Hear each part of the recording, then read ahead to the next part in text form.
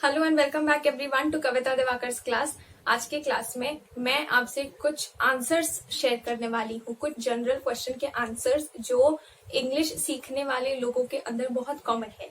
Okay, अगर आप मेरी तरह एनवायरनमेंट में रह रहे हैं जहां पर आपसे इंग्लिश बोलने वाला कोई नहीं है और आप इम्प्रूव करना चाहते हैं, then you are at the right place. Watch my video till the end, आपके लिए वीडियो डेफिनेटली हेल्पफुल होगी। ओके, पहला क्वेश्चन तो लर्नर्स के दिमाग में ये होता है कि हम अपनी स्पीकिंग इम्प्रूव कैसे करें। ओके, सेकेंड क्वेश्चन ये होता है कि अगर हम इम्प्रूव करें भी तो कितना टाइम डोनेट करें डेली। ठीक है, थर्ड क्वेश्चन ये होता है कि अगर हम डोनेट कर भी रहे हैं तो प्रैक्टिस कैसे करें, अपने आप से कैसे बात करें और क्या बात करें। Okay, I am going to answer to all these three question. मैं कोई टिप्स एंड ट्रिक्स नहीं बताने वाली। I am going to tell you something which is related to my life, जो मैंने अपनी लाइफ में हमेशा से करा है, बस उसी को मैं आपको बताने वाली हूँ। शायद आपके लिए भी ये इन्फॉर्मेशन यूजफुल रहे। ओके, तो चलिए शुरू करते हैं। मैंने शुरू कर दी थी क्लास 7th में प्रैक्टिस करनी इंग्लिश की, और मैंने ऐसा क्यों करा था, इसके पीछे भी एक मोटिव था। मैं जब भी न्यूज चैनल देखती थी, न्यूज रिपोर्टर को देखती थी, तो मुझे उनको देखकर बहुत अच्छा लगता था कि इतना अच्छा इंग्लिश बोल रही हैं, बिना किसी चीजों को देखे, किसी से बात किए बिना खुद से इतनी अच्छी इंग्लिश बोल लेती हैं। तो मुझे ऐसा लगता था मैं भी इनकी तरह अगर प्रैक्टिस करूं तो मुझे इनकी तरह जॉब मिल जाएगी और मैं इंग्लिश अपनी लाइफ में बहुत अच्छे से बोल लूंगी, तो मुझे बहुत अच्छा कॉन्फिडेंस भी आ जाएगा। तो मुझे इंग्लिश लैंग्वेज अच्छी लगती थी, मैंने क्लास 7 से ही इसकी बिगिनिंग कर दी थी।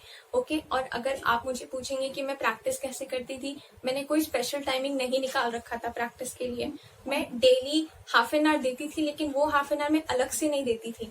Half an hour in the sense मैं पूरे दिन में जो भी काम करती थी उसमें मुझे जो भी समय एक्स्ट्रा मिलता था मैं वही टाइम निकालती थी। फॉर एग्जाम्पल, जब मैं स्कूल जा रही हूँ, स्कूल से आ रही हूँ, या कहीं ट्रैवल कर रही हूँ, या सोते समय जब मेरे पास 15-20 मिनट का टाइम होता था, वो सारा टाइम यूटिलाइज करके मैं सोचती थी।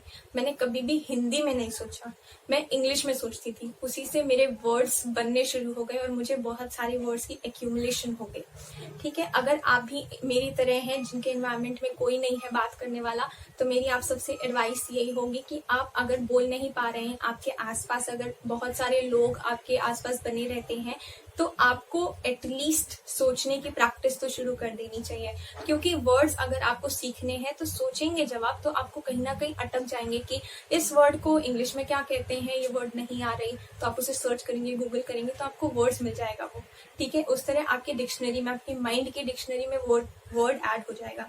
ओके, तो आपको प्रैक्टिस यही करनी है कि हमेशा कोशिश करें कि ज्यादा से ज्यादा इंग्लिश में सोचें। ठीक है, जितना ज्यादा आप इंग्लिश में सोचेंगे, धीरे धीरे वो आपके वर्ड्स आपके टंग पर आएंगे और आपको बोलने की भी हैबिट लगेगी। ओके, उसके बाद जो मैंने प्रैक्टिस करते समय हमेशा कोशिश करी, मैंने कभी हिंदी से इंग्लिश ट्रांसलेट नहीं किया। मैं कभी भी नहीं सोचती थी कि इसको हिंदी में पहले बोलती हूँ फिर बाद में इसे ट्रांसलेट करके इंग्लिश में बोलूंगी। आई नेवर डिड दैट, क्योंकि मुझे इंग्लिश सुनने की हैबिट थी, कहीं ना कहीं से मैं सुन लेती थी, उनको डायरेक्ट कॉपी करती थी, तो मुझे ट्रांसलेशन की जरूरत नहीं पड़ती थी। ओके, और आज मैं जो इंग्लिश बोल पाती हूँ मुझे ऑटोमेटिकली बोलने आती है। मैं सोचती नहीं हूँ उसे हिंदी में कि पहले हिंदी में सोचू, फिर उसका वर्ड का कौन सा फॉर्म लगाना है, वर्ब की कौन सी फॉर्म लगानी है, पास्ट में है या फ्यूचर में है, डायरेक्ट बोल देती हूँ। मुझे ऑटोमेटिक आ गई क्योंकि मैंने प्रैक्टिस इतनी कर रखी है डेली।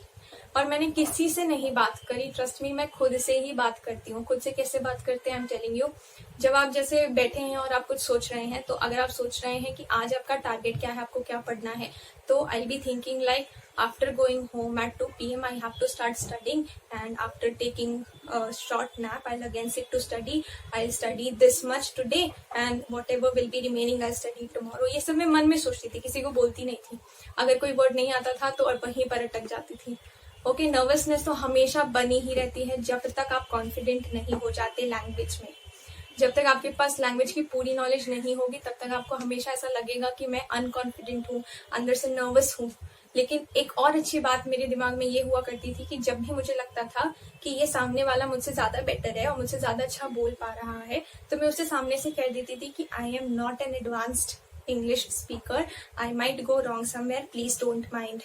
ठीक है, तो वो सामने वाला अगर हंसना भी चाहे तो वो नहीं हंसेगा, उसे लगेगा चलो ठीक है, सीख रही है, कोई ना, सीख जाएगी। ओके, अगर आपको भी ऐसा लगता है, नर्वसनेस लगती है किसी के सामने बात करने में, कॉन्फिडेंट नहीं हो पाते ना आप, तो आप उसे सामने से बता दो कि मुझे नहीं आ रही है। एक बार ट्राई करो, अगर आप सामने से बता दोगे तो आपको लगेगा कि मैंने बता तो दिया, अब इसे पता तो है ना कि मुझे नहीं आती है, तो ये नहीं हंसने वाला है। इनफैक्ट वो हेल्प कर देगा आपकी। ओके। और रही बात ग्रामर की, ग्रामर ट्रांसलेशन पे मैंने कभी फोकस नहीं करा, ग्रामर सीखने पे मैंने कभी फोकस नहीं करा। मैं डायरेक्ट स्पीकिंग सीखने के लिए, मुझे पता ही नहीं था इनफैक्ट कि ग्रामर सीखना चाहिए इंग्लिश स्पीकिंग के लिए। ग्रामर में सिर्फ इसीलिए पढ़ती थी कि मुझे एग्जाम देना होता था, एग्जाम में क्वेश्चंस आएंगे, बस उसी लिए मैंने प्रैक्टिस करी होगी ग्रामर। बाकी स्पीकिंग पॉइंट ऑफ व्यू से मैंने कभी ग्रामर यूज नहीं करा। आप जितनी भी ग्रामर यूज कर लें, आप हो सकता है ग्रामर में बहुत एडवांस लेवल तक पहुंच जाए, लेकिन अगर आपने इंग्लिश स्पीकिंग की प्रैक्टिस नहीं कर रखी है, अगर आप अपने आप से बात नहीं करने में एक्सपर्ट हैं, तो आप तब भी सामने से किसी के सामने बोल नहीं पाएंगे। तो I don't want you to be that. ठीक है, आप अपने आप से बात करना शुरू कर रहे हैं और अपने आप को इम्प्रूवमेंट लाने की कोशिश कर रहे हैं, तो आपको 3 हैबिट छोड़नी पड़ेगी। पहली हैबिट तो ये कि आप नर्वसनेस अगर फील कर रहे हैं तो सामने वाले को बता दें कि आप नर्वस हैं, आपको लग रहा है कि आपको अच्छे से नहीं आती, आप रॉन्ग हो सकते हैं, तो सामने वाला माइंड ना करे।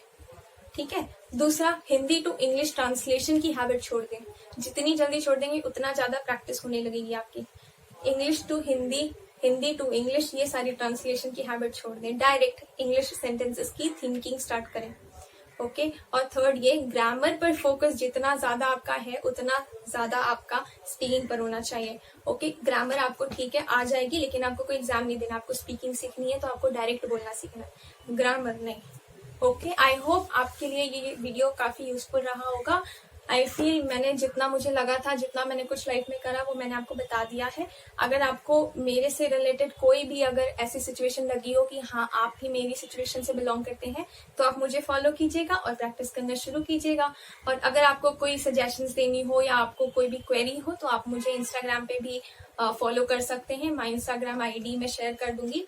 और अगर कुछ कमेंट है तो आप मुझे यहीं पर कमेंट में बता दें, आप मेल भी कर सकते हैं। Okay, so I see you in the next video. This much was enough. चलो बाय बाय।